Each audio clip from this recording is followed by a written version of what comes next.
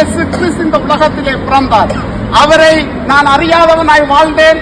அவரை பற்றி சொன்ன பொழுது என்னுடைய வாழ்க்கையிலே நான் தட்டி கழித்தவனாய், அவருக்கு நான் விரோதமான காரியங்களை செய்து கொண்டு வாழ்ந்த பொழுது என் இஷ்டம் போல வாழ்ந்தேன். ஆனால் ஒரு நாள் அந்த வார்த்தை என்னை சந்தித்தது. என்னத்திற்காய் நான் இந்த உலகத்தில் இருக்கிறேன் என்கிற காரியத்தை இந்த பரிசுத்த வேதாகமத்தின் மூலம் எனக்கு சொன்னார்கள். அன்றிலிருந்து நான் இயேசுவை ஏற்றுக்கொண்ட நாளிலிருந்து என் வாழ்க்கை மாறியது.